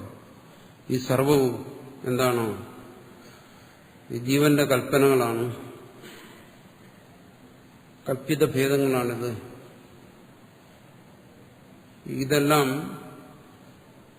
തന്നിൽ നിന്ന് അന്യമായി കണ്ട് ഉള്ള ഉപാസനകളാണ്. രജ്ജ്വാമിവ സർപ്പാദയഃ. തത്ശൂന്യേ ആത്മനി ആത്മസ്വരൂപ അനിശ്ചയഹേതു അവിദ്യയാ കൽപ്പിത ആണ്. തത്ശൂന്യേ ആത്മനി, ഈ ഭേദശൂന്യമായിരിക്കുന്നതാണ് തന്റെ സ്വരൂപം. ആത്മസ്വരൂപ അനിശ്ചയഹേതു, തന്റെ സ്വരൂപ നിശ്ചയമില്ലാത്തതുകൊണ്ടാണ് അവിദ്യയാ കൽപ്പിത, അവിദ്യ കൊണ്ട് കൽപ്പിക്കപ്പെട്ട ഭേദങ്ങളെയാണ് ഉപാസിക്കുന്നതല്ല, പരമാർത്ഥത്തെ അല്ല. തന്റെ സ്വരൂപം എന്തെന്ന് നിശ്ചയമില്ലാത്തതുകൊണ്ട് അവിദ്യ കൊണ്ട് താൻ തന്നെ കൽപ്പിച്ച ഭേദങ്ങളെ കൽപ്പിതമാണെന്ന് തിരിച്ചറിയാതെ പരമാർത്ഥമായി ഉപാസിക്കുന്നു. ഇത് പിണ്ഡീകൃതോ അർത്ഥം. അതാണ് ഇതിന്റെ ചുരുക്കത്തിലുള്ള അർത്ഥം. പ്രാണാദി ശ്ലോകാനാം, ഇതുവരെയുള്ള ശ്ലോകങ്ങൾ അങ്ങനെ മനസ്സിലാക്കണം. അതുകൊണ്ട് അതിനെ വിശദീകരിക്കുന്നില്ല. പ്രത്യേകം പദാർത്ഥ വ്യാഖ്യാനേ ഫൽഗു പ്രയോജനത്വാ യത്നൂനകൃത.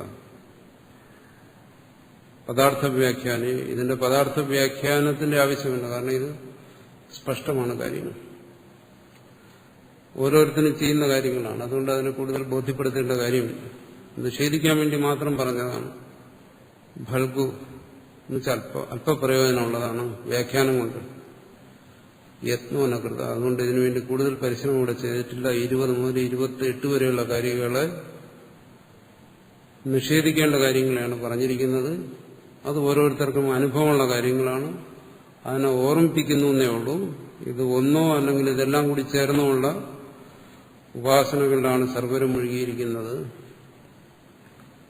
അവിടെയെല്ലാം സ്വരൂപ വിസ്മൃതി സംഭവിച്ചുള്ള ഉപാസനകളാണ് ഈ പറയുന്നത്. അതെല്ലാം തിരിക്കേണ്ടതാണ്. അതാണ് ഇവിടെ പറഞ്ഞിരിക്കുന്നത്. പ്രാണ ഇതി പ്രാണവിദോ ഭൂതാനീതി ച തദ്വിദഃ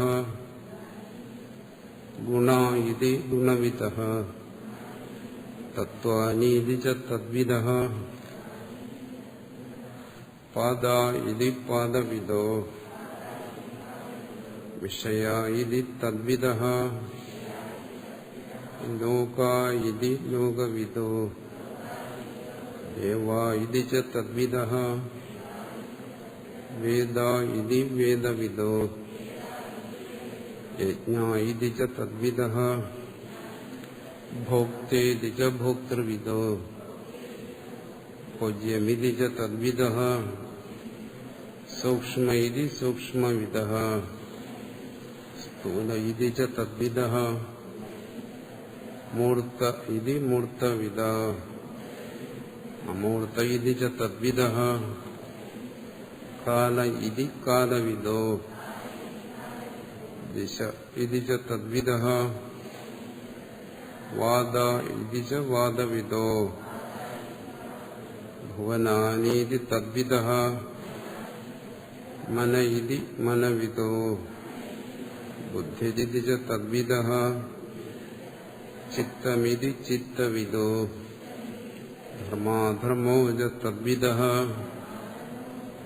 പഞ്ചവിംശക ഇത്യേകേ ഷഡ്വിംശ ഇതി ചാപരേ ഏകത്രിംശഃ ഇത്യാഹുർ അനന്ത ഇതി ചാപരേ ലോകാൻ ലോകവിദ പ്രാഹു ആശ്രമ ഇതി തദ്വിദഃ സ്ത്രീ പുംനമും സകം ലൈംഗ പരാപരമധാപരേ സൃഷ്ടിരിതി സൃഷ്ടിവിദോ ലയ ഇതി ച തദ്വിദഃ സ്ഥിതിരിതി സ്ഥിതിവിദഃ സർവേ ചേഹതു സർവദാ. അവിടെ പറയുന്നു സർവേ ചേഹതു സർവദാ. ഇഹ സർവേ സർവദാ. സർവരും ഈ പരമാത്മ തത്വത്തിൽ സ്ഥിതി ചെയ്തുകൊണ്ടാണ് സർവദാ സർവകാലത്തിലും ഈ സർവപ്രകാരത്തിലുള്ള ഉപാസനകൾ നിർവഹിക്കുന്നത്. വാസ്തവത്തിൽ അവന്റെ സ്വരൂപത്തിന് അവൻ എന്തുപാസിച്ചാലും ശരി, അവന്റെ സ്വരൂപത്തിന് ഒന്നും തന്നെ സംഭവിക്കുന്നില്ല. ജീവനിലാണ് ബന്ധമോക്ഷങ്ങളെല്ലാം സംഭവിക്കുന്നത്. സ്വസ്വരൂപത്തിൽ ബാധിക്കുന്നതിനൊന്നും ശേഷിയില്ല. അതുകൊണ്ട് ഇത് രണ്ടു തരത്തിലെടുക്കാം. ഒരുവൻ എന്തു തന്നെ ഉപാസനയിൽ ഇരുന്നുകൊള്ളട്ടെ, പരമാർത്ഥത്തിൽ അവനെ ഇതൊന്നും തന്നെ ബാധിക്കുന്നില്ല. അതാണ് ആ തത്വത്തെ നമ്മൾ ബോധിപ്പിക്കാൻ ശ്രമിക്കുന്നത്. അത് ഒരു തരത്തിൽ. മറ്റൊരു തരത്തിൽ ഒരുവൻ ഇത്തരം നാനാതരത്തിലുള്ള ഉപാസനകളിൽ മുഴുകിയിരിക്കുമ്പോൾ അവന്റെ പരമാർത്ഥ തത്വം അവന് ബോധിക്കാൻ കഴിയുന്നതില്ല. ഈ രണ്ടു കാര്യങ്ങളിലൂടെ പറയുന്നുണ്ട്. മായാകൽപ്പിതമായിരിക്കുന്ന ഇതൊന്നിനും ആത്മാവിന്റെ സ്വരൂപസ്ഥിതിയെ ഭഞ്ജിക്കുന്നതിന് ശേഷിയില്ല. അതുകൊണ്ട് ഒരുവൻ ഏത് ഉപാസനയിലോ മുഴുകിയിരിക്കട്ടെ, അവന്റെ പരമാർത്ഥത്തെ ഇതൊന്നും ബാധിക്കുന്നില്ല. ആ പരമാർത്ഥത്തെ ബാധിച്ചില്ലെങ്കിലും അവൻ ജീവഭാവത്തിലിരുന്നുകൊണ്ട് ഈ സംസാരത്തിൽ അകപ്പെട്ടിരിക്കുന്നതായി സ്വയം ധരിച്ചിരിക്കുന്നു. ഇത്തരം ഉപാസനകളിൽ മുഴുകിയിട്ട് ആ ഉപാസനയിൽ മുഴുകിയിരിക്കുന്നവനും ആ പരമാത്മസ്വരൂപം തന്നെ. അപ്പോൾ പരമാത്മ തലത്തിൽ നോക്കുമ്പോൾ അവൻ ഉപാസിക്കുകയോ ഉപാസിക്കാതിരിക്കുകയോ ചെയ്യട്ടെ, വ്യത്യാസമൊന്നുമില്ല. ആ പരമാത്മസ്വരൂപം തന്നെ. ഇനി ഈ ഉപാസന ചെയ്യുമ്പോൾ അവൻ തന്റെ സ്വരൂപത്തെ വിസ്മരിച്ചാലോ, അവൻ ആ സ്വരൂപബോധമില്ലെങ്കിലോ അവൻ സംസാരിയായി തന്നെ തുടരുന്നു. ആ കാരണം കൊണ്ട് തന്നെ. അതാണ് ഇവിടെ പറഞ്ഞിരിക്കുന്നത്. സർവേ ചേഹത്ത് സർവത. നിങ്ങൾ എന്ത് ചെയ്താലും ശരി, എന്ത് സാധന അനുഷ്ഠിച്ചാലും ശരി, എന്തെല്ലാം സാധ്യങ്ങൾ നേടിയാലും ശരി, അതൊന്നും നിങ്ങളുടെ പരമാർത്ഥത്തെ ബാധിക്കുന്ന കാര്യങ്ങളല്ല. അതാണ് ഇവിടെ ബോധിപ്പിക്കുന്നത്. അതുകൊണ്ട് ആ പരമാർത്ഥത്തെ ബോധിക്കുക. ബാഹ്യമായി എന്ത് ചെയ്യുന്നു എന്ത് ചെയ്യുന്നില്ല എന്നുള്ളതിലൂടെ വലിയ പ്രാധാന്യമില്ല. ആ പരമാർത്ഥത്തെ ബോധിക്കുക എന്നുള്ളതാണ് മുഖ്യം. ഈ പറയുന്ന ഏതെങ്കിലും ഉപാസനകൾ അവനെ ആ പരമാർത്ഥത്തിൽ എത്തിക്കുമെങ്കിൽ, അതിലെന്തെങ്കിലും പരമാർത്ഥത്തിൽ എത്തുന്നതിനുള്ള വഴിയുണ്ടെങ്കിൽ ആ ഉപാസനയാകാം. അത് അവനെ ആ പരമാർത്ഥത്തിൽ നിന്ന് അകറ്റുന്നതാണെങ്കിൽ ആ ഉപാസന നിഷ്പ്രയോജനമാണ്. അപ്പോൾ ഇവിടെ ഇന്നത് നിങ്ങൾ ചെയ്യണം, ഇന്നത് നിങ്ങൾ ചെയ്യണ്ട എന്നല്ല പറയുന്നു. നിങ്ങളുടെ പരമാർത്ഥം ഇന്നതാണെന്ന് ബോധിപ്പിക്കുകയാണ്. ഈ മറ്റു പറയുന്ന ഉപാസനകൾ ഓരോന്നും നമ്മൾ മനസ്സിലാക്കുമ്പോൾ ആ ഉപാസനകൾക്കെല്ലാം ന്യൂനതകളുണ്ട്. അത് സ്ഥൂലമായാലും ശരി, സൂക്ഷ്മമായാലും ശരി. അതിനപ്പുറമാണ് പരമാർത്ഥം. താനാ പരമാർത്ഥമാണെന്ന് ബോധിച്ചിരിക്കുക. അത് മാത്രമാണ് ഇവിടെ ആവശ്യപ്പെടുന്നത്. അതിനു വേണ്ടിയിട്ടാണ് ഇതെല്ലാം പറയുന്നത്. അത് തന്നെ അടുത്ത് വിശദീകരിക്കുന്നു. യം ഭാവം ദർശയേത് യസ്യ തം ഭാവം സതു പശ്യതി തം ചാവതി സ ഭൂത്വാ അസൗ തദ്ഗ്രഹസം ഉപൈദിതം. കിം ബഹുന പ്രാണാദീനാം അന്യതമം ഉക്തം അനുക്തം വായം ഭാവം പദാർത്ഥം ദർശയേത് ആചാര്യോ അന്യോ വാ ആപ്ത ഇതമേവ തത്വമിതി സ തം ഭാവം ആത്മഭൂതം പശ്യതി അയമഹമിതി വാ മമേതി വാ തം ച ദൃഷ്ടാരം സ ഭാവോ അവതി യഹ ദർശിതഭാവ അസൗ ഭൂത്വ രക്ഷതി. ഈ പ്രാണാദി ഉപാസനകളാണ്. പ്രാണനെ തുടങ്ങി സ്ഥിതി വരെയുള്ള ഉപാസനകൾ. ഉക്തം അനുക്തം വാ. ഇനി ഇതുപോലെ പറയാനുള്ള അനേക ഉപാസനകളുണ്ട്. പലതിനെയും ആൾക്കാർ ഉപാസിക്കുന്നുണ്ട്. യം ഭാവം പദാർത്ഥം ദർശയേ. ഓരോരുത്തർ പറയുകയാണ്. പറയുന്ന കേട്ട് ആണ് ഓരോരുത്തർ അതിന്റെ പിന്നാലെ പോകുന്നത്. ഒരാൾ പറയുകയാണ് ഈ കാണുന്നതേ സത്യമുള്ളൂ എന്നൊരാൾ പറയുമ്പോൾ കേൾക്കുന്നവന് തോന്നും ഈ പറഞ്ഞതാണ് ശരി, അതാണ് സത്യമെന്ന് അയാൾ കരുതുന്നു. അത് സത്യമെന്ന് കരുതി പിന്നീട് വരുന്ന അയാളുടെ ചിന്തകളും പ്രവർത്തനങ്ങളും എല്ലാം ആ സത്യത്തെ സംബന്ധിച്ചുള്ള അയാളുടെ ഉപാസനയായി മാറി. ഭൗതികവാദം എന്നൊക്കെ പറയുന്നത് ഒരു ഉപാസനയാണ്. ഒരാൾ ബോധിപ്പിച്ചു ഈ ഭൗതികമായിട്ടുള്ളത് സത്യം, അതാണ് ഇവിടെ പറഞ്ഞത്, ഭൂതങ്ങളാണ് സത്യം. ബോധിച്ചു കഴിഞ്ഞാൽ പിന്നെ അയാളുടെ ചിന്തയിലും പ്രവൃത്തിയിലുമെല്ലാം ആ തത്വം നിലനിൽക്കും. അയാൾ അതിന്റെ ഉപാസകനായി. ദർശയെ ദേശി ആചാര്യോ അന്യോവ ആപ്ത, ഒരാപ്തൻ ഒരാചാര്യൻ അങ്ങനെ ഉപദേശിച്ചു കഴിഞ്ഞാൽ ഇതമേവ തത്വമിതി, ഇതാണ് തത്വമെന്ന് ബോധിപ്പിച്ചു കഴിഞ്ഞാൽ സതം ഭാവം ആത്മബോധം പശ്യതി, അവനെന്ത് ചെയ്യുന്നു? അതാണ് സർവമെന്ന് കരുതുന്നു, എന്ന് കരുതി ഞാൻ ഉപാസിക്കുന്നു. അതെങ്ങനെ കരുതാം? ചില സമയത്ത് അയമഹമിതി, പ്രാണനാണ് എന്ന് പറയുമ്പോൾ പ്രാണനാണ് താനെന്ന് കരുതും. മമയതിവ, ഭൂതങ്ങളാണെന്ന് പറയുമ്പോൾ ഇവ എന്റേതാണെന്ന് കരുതുന്നു. ഏതു തരത്തിലായാലും ശരി അതിനവൻ ഉപാസിക്കുന്നു. തംച ദൃഷ്ടാരം സ്വഭാവോ അവധി, ഉപാസിക്കുന്നവനെ അത് രക്ഷിക്കുന്നു. ഉപാസന കാരണം അവിടെ രക്ഷിക്കുക എന്ന് പറഞ്ഞാൽ എന്താണ്? ഒന്ന്, അവന്റെ ശ്രദ്ധയെ മറ്റുള്ള കാര്യങ്ങളിൽ നിന്നെല്ലാം വേർതിരിച്ച് അതിൽ ഉറപ്പിക്കുന്നു. അതിലൂടെ എന്ത് ഫലമാണോ അവൻ ആഗ്രഹിക്കുന്ന ആ ഫലത്തെ നൽകുന്നു. ആ രീതിയിലെല്ലാം അവനെ അത് പുഷ്ടിപ്പെടുത്തുന്നു. യോ ദർശിത ഭാവവും അസോഭൂത്വ രക്ഷതി, ഏതൊരു ഭാവത്തെയാണോ അവനെ കാട്ടിക്കൊടുത്തത് അവനതിനെ ഉപാസിച്ച് അതായിത്തീരുന്നു. അങ്ങനെ ആ ഭാവം അവനെ രക്ഷിക്കുന്നു. സ്വേന ആത്മന സർവതഃ നിരുണദ്ധി, അവൻ മറ്റുള്ളതിൽ നിന്നെല്ലാം പിന്തിരിയുന്നു. ഏതാണോ ഒരുവന് ബോധ്യപ്പെട്ടത് അവൻ അതിനെ സ്വീകരിക്കുന്നു, ബാക്കിയുള്ളതിനെല്ലാം തിരസ്കരിക്കുന്നു. അപ്പൊ അതിലവന് നിഷ്ഠ വരുന്നു എന്നർത്ഥം. തസ്മിൻ ഗ്രഹ തദ്ഗ്രഹ തദഭിനിവേശ ഇതമേവ തത്വം, അവന്റെ ഉള്ളിൽ അതിനോടൊരു അഭിനിവേശം ഉണ്ടാകും. ഒരേതിനെയാണ് ഉപാസിക്കുന്നത് അതിലൊരു അഭിനിവേശം, താത്പര്യമുണ്ടാകുന്നു. ഇതാണ് പരമാർത്ഥമെന്ന് അവൻ ധരിക്കുന്നു. സതം ഗൃഹീതാരൂപേതി തസ്യാത്മഭാവം നികച്ചതി, അവൻ അതായിത്തീരുന്നു. അവൻ എന്തിനെയാണ് ഉപാസിക്കുന്നത് അത് അവനായി തന്നെ തീരുന്നു. എന്ന് പറയുമ്പോൾ രണ്ടു തരത്തിൽ മനസ്സിലാക്കാം. ഒന്നെന്താണ്? ഏതുപാസനയായാലും ശരി ആ ഉപാസനയിലൂടെ അവൻ പരമാർത്ഥത്തെ തന്നെയാണ് ഉപാസിക്കുന്നത്. എന്തുകൊണ്ട്? ഇതെല്ലാം പരമാർത്ഥത്തിന്റെ ഭാവങ്ങളാണ്. ഒന്നിനെ ഇവിടെ തിരസ്കരിക്കാനില്ല. ആത്യന്തികമായി അവൻ അവിടെ തന്നെ എത്തിച്ചേരും, ആത്യന്തികമായിട്ട്.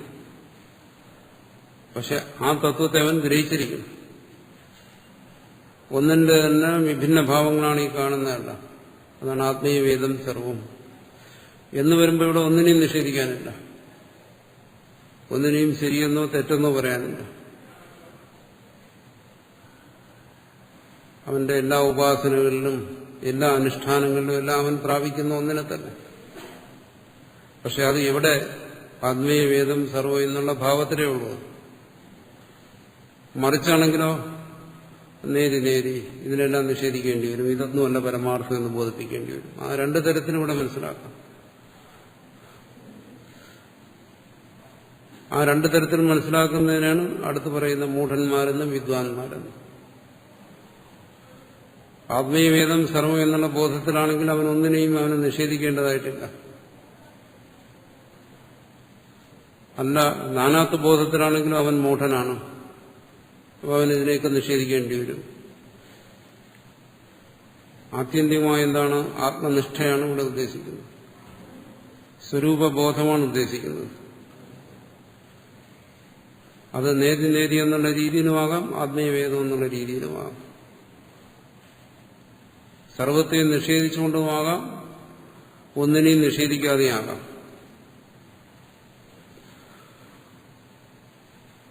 അത് ഇതിൽ നിന്നും മനസ്സിലാക്കാം.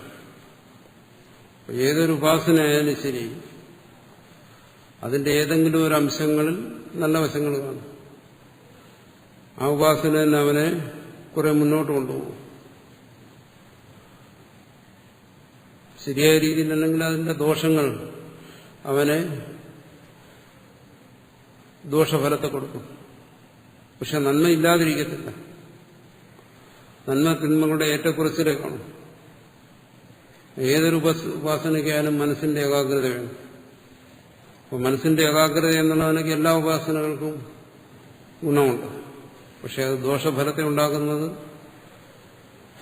അവന് തിന്മയെ കൊടുക്കും. ഗുണഫലത്തെ ഉണ്ടാക്കുന്നവന് നന്മയെ കൊടുക്കുമെന്നുള്ള വ്യത്യാസവും. അതുകൊണ്ടിവിടെ ഏത് ശരി ഏത് തെറ്റെന്നല്ല പറയുന്നു. ആത്മബോധത്തിൽ നിന്നുകൊണ്ട് വേണം എന്തും അനുഷ്ഠിക്കാനെന്നുള്ള കാര്യമാണ് ഇവിടെ പറയുന്നത്. ആത്മബോധത്തിൽ നിന്നുകൊണ്ട് എന്താണോ ആവശ്യമുള്ളത് അത് ചെയ്യുക. അതായിരിക്കും വിവേകി സ്വീകരിക്കുന്നത്. അക്കാര്യമാണ് ഇവിടെ ബോധിപ്പിക്കുന്നത്. യം ഭാവം ദർശയേത് യസ്യ തം ഭാവം സതു പശ്യതി തം ച അവധി സഭൂത്വാസോ തദ്ഗ്രഹ സം ഉപൈതി തം ഏതൈരേഷോ അപൃഥഗ്ഭാവേ പൃഥക് ഏവേതി ലക്ഷിത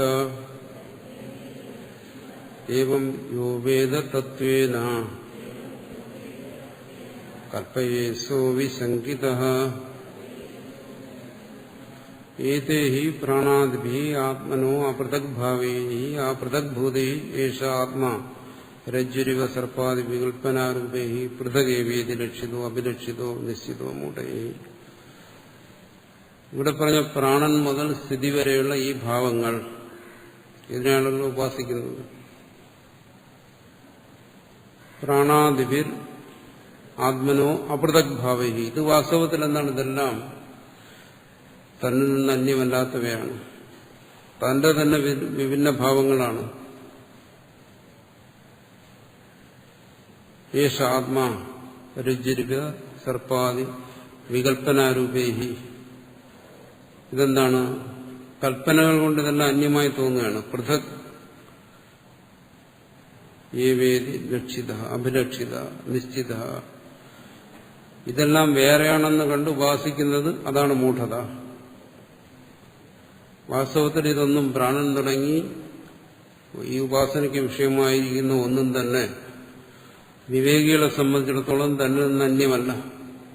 അവൻ സർവത്തെയും താനായി തന്നെ കാണുന്നു. അതിനപ്പുറം അവനൊരു ഉപാസനയുടെ ആവശ്യമില്ല. അതാണ് പറഞ്ഞു വരുന്നത്. സർവത്തെയും താനായി കാണുന്നവന് പിന്നെ എന്താ വേറെ ഏതിനെ ഉപാസിക്കാനാണ്? മറ്റൊന്നും ഉപാസനയ്ക്കായി ശേഷിക്കുന്നില്ല. പിന്നെ ആരാണത് ഉപാസിക്കുന്നത്? മൂഢന്മാര്. അവരെന്ത് ചെയ്യുന്നു? അപൃഥക്കായിരിക്കുന്നവയെ വേറെയായി കണ്ടുകൊണ്ട് അതിനെ ഉപാസിക്കുന്നു. അതാണ് മൂഢത. അതാണ് വിവേകിനാന്തു രജ്വാമിവ കൽപ്പിത സർപ്പാദേഹ നാത്മവ്യതിരേകേണ പ്രാണാദയ സന്ധി ഇത്യഭിപ്രായം. വിവേകിയെ സംബന്ധിച്ചിടത്തോളം ഉപാസ്യമായിരിക്കുന്ന ഈ പ്രാണാദികളൊന്നും തന്നിൽ നിന്ന് അന്യമല്ല. ഇതം സർവം യഥയമാത്മാ ഇത് ശ്രുതി. ശ്രുതി അതാണ് പറയുന്നത്. ഇതെല്ലാം ആത്മസ്വരൂപം തന്നെ, തന്റെ സ്വരൂപം തന്നെ. ഇതെല്ലാം തന്റെ സ്വരൂപമാണെന്ന് ബോധിച്ച ഒരുവന് മറ്റു ഒരു തരത്തിലുള്ള ഉപാസനകളുടെയും ആവശ്യമില്ല എന്നാണ് പറയുന്നത്.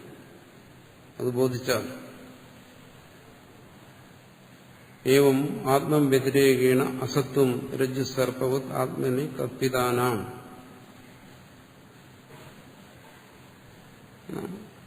അപ്പോ പരമമായ ഉപാസന എന്ന് പറയുന്നത് എന്താണ്? ആത്മവ്യതിരേകേണ അസത്വം. തന്നിൽ കൽപ്പിച്ചിരിക്കുന്ന ഇത് തന്നിൽ നിന്ന് അന്യമായി കണ്ടാൽ നേതി അതിനെ നിഷേധിക്കുക. താനായി കണ്ടു കഴിഞ്ഞാൽ നിഷേധിക്കാനൊന്നുമില്ല. ഇത്രയേ ഉള്ളൂ. താനാണെങ്കിലോ കേവലം നിർവികൽപ്പം യോ വേദ. തന്റെ സ്വരൂപത്തെ നിർവികൽപ്പമായി അറിയുന്നു. തത്വേന ശ്രുതിത യുക്തിതശ്ച. അത് യഥാർത്ഥമായി അറിയുന്നു ശ്രുതിയിലൂടെയും യുക്തിയിലൂടെയും. സോ അവിശങ്കിത. അവനെ സംബന്ധിച്ചിടത്തോളം ശങ്കകളില്ല. അതിനുപാസിക്കണമോ ഇതിനുപാസിക്കണമോ ഏത് ഉപാസനയിലൂടെ പോയാലാണ് ശരിയാകുന്നത്, ഇത്തരത്തിലുള്ള ആശങ്കകൾ അവന്റെ മനസ്സിലില്ല. വേദാർത്ഥം വിഭാഗത കൽപ്പയേത്. അവൻ വേദാർത്ഥത്തെ വേർതിരിച്ചവൻ അറിയുന്നു. ഏതാണ് സ്വീകരിക്കേണ്ടത് ഏതാണ് ത്യജിക്കേണ്ടത് അതവൻ വേർതിരിച്ചറിയുന്നു. കൽപ്പയേത് അവിശങ്കിത. ഇതം ഏവം പരം വാക്യം അതോ അന്യപരം. വേദത്തിൽ പല കാര്യങ്ങളെക്കുറിച്ചും പറയും, പലതരത്തിലുള്ള ഉപാസനകളെക്കുറിച്ചും വേദത്തിൽ തന്നെ പറയുന്നു. പക്ഷെ അതിൽ നിന്ന് അവനെന്ത് ചെയ്യുന്നു? തന്റെ വിവേകം കൊണ്ട് ഇതിന്റെ താല്പര്യം ഇന്നതാണ്, അന്യതിന്റെ താല്പര്യം അന്നതാണെന്ന് അവൻ ധരിക്കുന്നു. നഹി അനധ്യാത്മ വേദാർത്ഥ തത്വം ജ്ഞാതും ശക്നോതി തത്വതഃ. വേദ താല്പര്യത്തെ മനസ്സിലാക്കണമെങ്കിൽ അവൻ ആത്മവിത്തായിരിക്കണം. ആത്മബോധമുള്ളവന് മാത്രമേ വേദ താല്പര്യത്തെ മനസ്സിലാക്കാൻ പറ്റൂ. അത് മനുവിന്റെ വചനമാണ്. നഹ്യനാത്മവിത് വേദാർത്ഥതത്വം ജ്ഞാതും ശക്നോതി തത്വത നഹി അനാത്മവിത് കഞ്ചിത് ക്രിയാഫലം ഉപാശ്രിതേ. നഹ്യനാത്മവിത് കഞ്ചിത് ക്രിയാഫലം ഉപാശ്രിതേ. ആത്മബോധമില്ലാത്തവനൊരിക്കലും ക്രിയാഫലത്തെയും കർമ്മഫലത്തെയും അവൻ പ്രാപിക്കുന്നില്ല.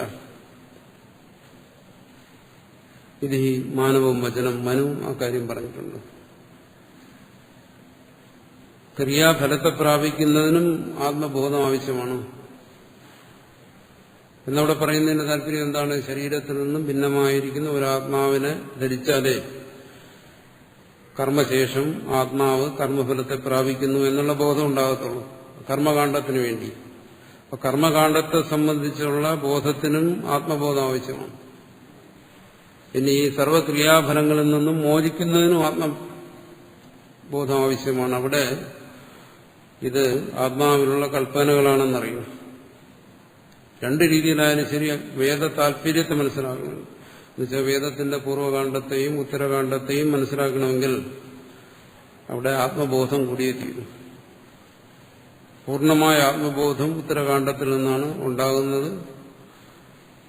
അവന് മറ്റുപാസനകളുടെയൊന്നും ആവശ്യമില്ല. പൂർവ്വകാണ്ഡത്തിൽ നിന്ന് ആത്മബോധം ഉണ്ടാകുന്നവൻ കർമ്മത്തിനും ഉപാസനയിലും ഒക്കെ പോകുന്നു. അങ്ങനെ അവന് ആന്തരികമായ ശുദ്ധി വന്നു കഴിഞ്ഞ് ഉത്തരകാണ്ഡത്തിൽ നിന്ന് അവൻ ശരിയായ ആത്മബോധത്തെ ആർജിക്കുമ്പോൾ അവന് പിന്നീട് ഉപാസനയുടെ ഒന്നും ആവശ്യമില്ല, കർമ്മത്തിന്റെ ആവശ്യമില്ല. അതാണ് ഇവിടെ പറയുന്നത്.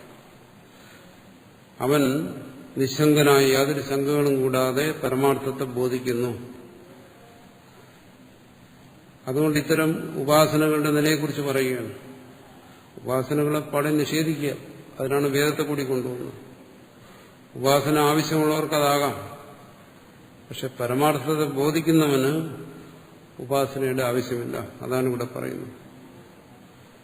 ജീവഭാവത്തിൽ നിൽക്കുന്നവന് ഉപാസനകളൊക്കെ ആകാം, കർമ്മങ്ങളുമാകാം, അതിന്റെയൊക്കെ ഫലത്തെ അവന് സ്വീകരിക്കാം. അതിനും വേദം പ്രമാണമാണ്.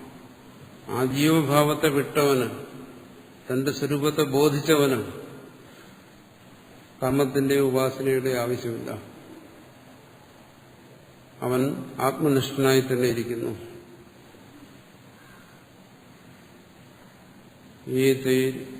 യേശോ അപൃഥക് ഭാവേ പൃഥക് ഏവേതി ലക്ഷിതഃ ഏവം യോ വേദ തത്വേന കൽപ്പയേത്സോ വിശങ്കിതഃ.